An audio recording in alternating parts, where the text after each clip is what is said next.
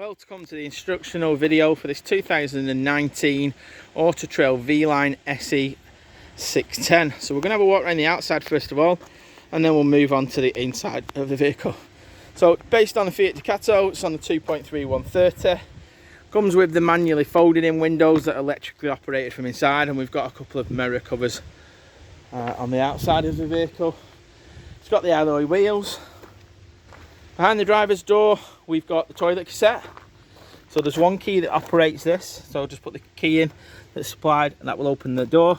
Lift up the handle and slide out the unit. That will then show you the little orange circle that releases the vacuum when you're emptying it. We've got the little cap here, which if you swivel it around and turn that off, will allow you then to empty the toilet cassette. Put the cap back in, swivel it on, and then slide it back in place, making sure that the handle just sits over there, and then you can just pop that back in place just like so. Below that we've got the fresh water, which is the blue drain, and the wastewater drain, which is anything you put down showers or the sink. So blue is fresh water and grey is wastewater, and that drains the water out of the vehicle. We've got the Truma vent for the heating. Be careful, that it does get hot when you're using it. We've got an external aerial point fitted by the customer, and then the mains plug-in point just there. Behind we've got upgraded rear springs, which the customer's added. We've got a bike rack, which is set up for 2 bike racks at the minute. We've got a reverse camera up at the top here, and we've got a tow bar just mounted there. Again, opening the back doors, just be careful, make sure that you open the right hand side one first, and then the left hand side one to gain you access to the back. At the back of the van, you'll find there's 2 little locker areas, which will give you access to underfloor storage areas inside the vehicle. Make sure that they're pressed in place when moving along, and then close the left hand side one, and watching yourself, close the right hand side one. The side, you've got a stool awning, so I'll send you a separate video of how to use the awning. Just slide the door back out of the way at the minute. We've got the water filler point for filling up your fresh water, and we've got the filler point for filling up the gas. The gas is an onboard tank, and you press that in, remove the cap, and put the filler nozzle on wherever you are. Slide it back in, and that will then allow you to drive away. There's an electric step, and as you saw then, the door slides open. The previous customer has put a little system on here where the door won't close altogether. So when you get it to the middle point, it'll stop, like so. Just pull the handle again, and that will allow you to close the door. Yeah. The electric step is operated with the switch just here. Forward of that, we've got the diesel point. So it's a 19 model, it doesn't have AdBlue. So it's just the diesel. Use your ignition key to gain access to that. Under here, we've got your toolkit. Engine battery can be found underneath the paddle, just there. We've got glove box, passenger airbag, and bonnet release catch. Electric window switches, both on the driver and passenger. And the vehicle comes kitted out with Remy's cab blinds, both on the side and the front windows. The front window one just pinch as well, and it will magnetise in the middle. Be gentle with these, they are a paper frame. So just gently slide it back in and clip it in place, just like so. To gain access underneath the cab, so just above the Auto Trail sign there, you will find there is a little silver lever. Lift that up, we have a stay there. Under here you're looking for negative points. Underneath this little cover here, which you use your key to gain access, is your positive point. Oil, dipstick, and screen wash is to the left hand side. On closing it, remove your stay, just gently let it close like so.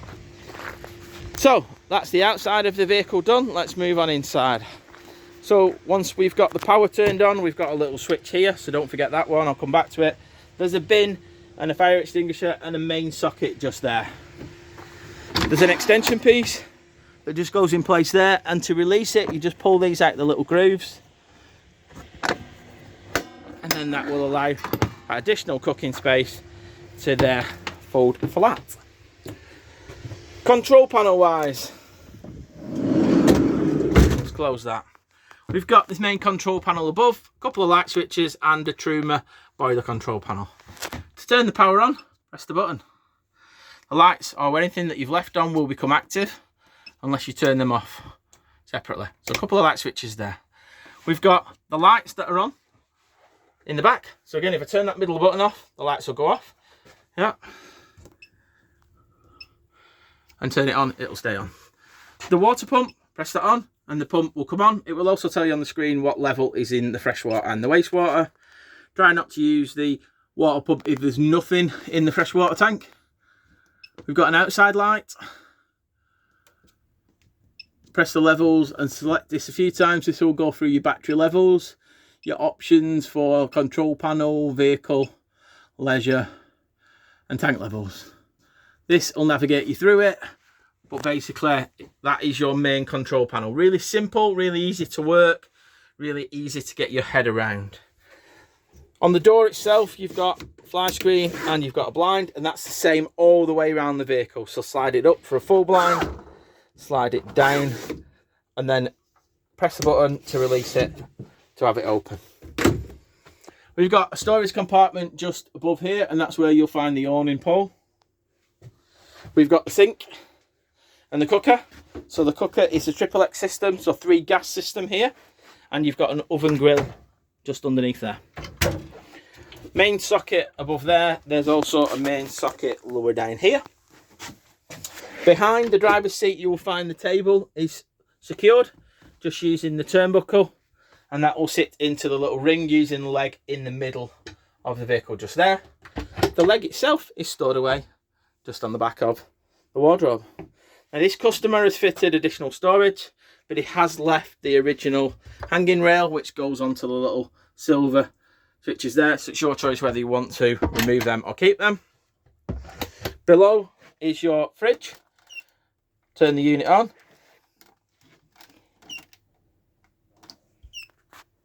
And it will light up. It's a manually selecting switch, so you see at the minute the engine's not running, so it'll tell you that it is flashing. If we went to gas, as long as there's gas in the vehicle, then that will light up. You'll hear it clicking.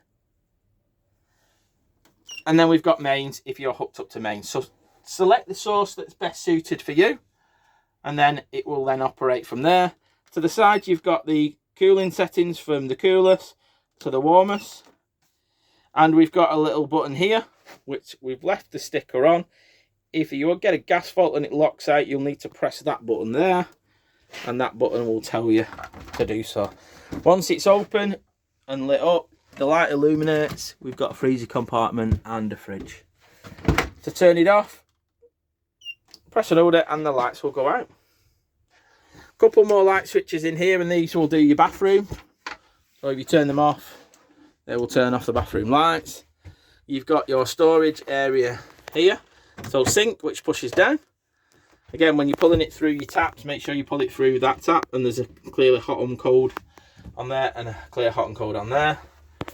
To gain access into there, you just pull them open. You've got a bit of storage on there for you. Just push to hold in place, push to hold in place. The flush button for the toilet is there, and the indicator to the left is there. And I mentioned towards the beginning of the vehicle the blade valve for opening the toilet cassette.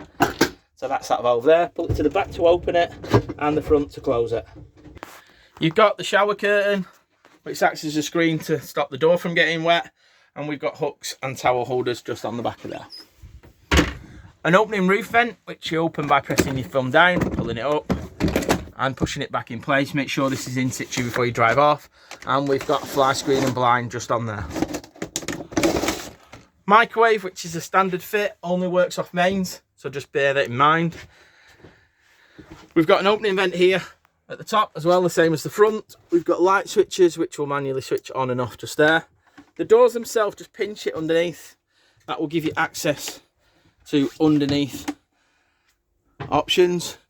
We've got the aerial option just there. Got the solar panel charger there, and the customer's fitted the iNet system. So this is a remote system that you can connect to your phone to allow you to remotely control the heating from in bed. It will work Bluetoothly as a short range. If you want it further, you'll need to buy an additional SIM card to work that. TV that's fitted just tunes into the aerial that's on the roof. On this side, you've got mains plug for the microwave. If you're not using it, then you can utilize that, and then again storage all the way throughout. Just make sure you clip them in place firmly, just like that. Now I'm going to show you underneath the seats. I'll just move these cushions, but firstly, before I do that, you've got your main sergeant box. So in here is where you will find your main fuses, your RCDs, your switch for your charger and your heater. So they've got to be illuminated for the vehicle to charge and for the heater to work, and a main system shutdown should you want to do that. I always find it easier lifting up these panels to show you, but basically we've got your battery, leisure battery just there, the Sergeant charger unit and storage behind it, the boiler, so this is what will do your heating and your hot water, and to this side we've got a little rocker valve. So the valve in the down position at the minute, so horizontal, will allow you to fill up this boiler here with hot water. To empty the system, flick it up and water will empty out of the boiler to stop it from freezing. It's important to do this when you're not using the vehicle, both when it's hot and when it's cold. And if you forget, water will come out directly underneath that external of the vehicle, and you'll probably realise quite quickly that water's leaking out. Close that valve and it'll allow you to fill up the system. Bed wise, well, we've got the cushions there, so you'll extend it so it pulls out to extend on both sides. Same on the other side. Now the beige cushions, because they're cut and shaped, will go on the outside, and then the other two cushions will sit in the middle. Generally you can either sleep across or lengthways on the vehicle, depending on which way you want to do, but that's how the bed will formulate for when you're using it in an evening. Underneath this side we've got storage. So if you lift it up, you've got a storage locker underneath, and there's carpets that are supplied with the vehicle. You've also got another main socket towards the rear of the vehicle as well. On the back we've got the carbon monoxide detector, and on this side we have got a smoke alarm, so that also comes with the vehicle. And then in a couple of seconds we're made back up for everyday use. The heating system is run off the Truma system, as I mentioned a couple of times. So we want to press the button on, it'll bring up 4 options. First option being the temperature that we want it inside the vehicle. So if we turn the dial and press the button, that will go to the temperature that we want it to set at. If we've got water in the vehicle, then we want to press that button and turn it either onto Eco, which is 40 degrees, Hot, which is 60 degrees, or Boost, which takes all the power away from the heating to get the hot water up to temperature as quick as possible. So at this moment in time I haven't got any water in, so I'm going to leave that turned off, which is also an option for you to just have it heating the vehicle and not the actual hot water. The next one along is the source that we're trying to heat it with. Either gas if you're not hooked up to mains, mix is a gas and 1 kilowatt electric, mix 2 is gas and 2 kilowatt electric, EL1 is 1 kilowatt electric only, and EL2 is 2 kilowatt electric. So again, select it and the option will come above the line just there for you. The final option on the top row is the fan speed. So Eco, which is going to get you up to temperature slowly, High, which is doing what it's saying, going to get you up to temperature as quick as possible. And once you've run the fan for a few seconds, you'll be able to go back into that option and select the boost.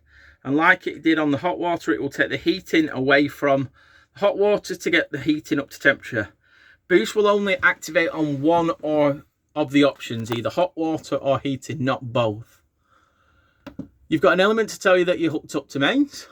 We've got a timer section down at the bottom, the time. So if you're going to use the timer, you'll have to set the time. And then we've got our system settings options. I'd get the fundamentals of the top 4 right first before you start getting into the settings of the actual timers. And I would also get yourself familiar with the actual workings of the unit before you go down the option of then looking at the iNet system. The iNet system is a separate option. To turn it off, you just press an order and it will go to the app. In a minute, it will turn off. So that's the habitation side of it. On leaving the vehicle, just turn that off and that will turn everything off on the habitation side. On the cab side, we've got a little bar that you'll need to lift up and down to slide the seats. We've also got the little lever to turn it around. We've got height adjuster options and backrest options just on there. So above and beyond the standard features, this customer has added an Alpine unit. There is the full workings of the unit in the handbook, but you'll need the ignition on for this to work. And on here you have got camera options. It is specific to the Fiat Ducato, which this base vehicle is based on. And we've got radio options with that, phone options and nav options. Below that we've got the air conditioning. We've got hill descent and traction plus. We've got a lock button and a hazard light button. We're on a manual 5-speed gearbox, and once we've done it now, you'll see that the camera is clearly marked there. Steering wheel controls are standard. We've got speed limiter, which is this bottom one, and cruise control, lights and indicators on that side, and then we've got the windscreen wipers on this side. We've then also got your mirror indicators to change in the mirrors, which is the top little round lever, and your lock and your central locking and electric window switches just there. In kitchen area, the only bit I missed was just under here. These are all push buttons to open up the areas underneath here. So that's where your pump is located. Under there is where all your isolation valves are for your gas. So if you need to turn anything off, or we advise you to, that's where you would do it there. And then we've got drawers and utensil areas just there. Make sure they're all pushed in place before you move off. Well, that concludes our instructional video for the Auto Trail V-Line SE 610.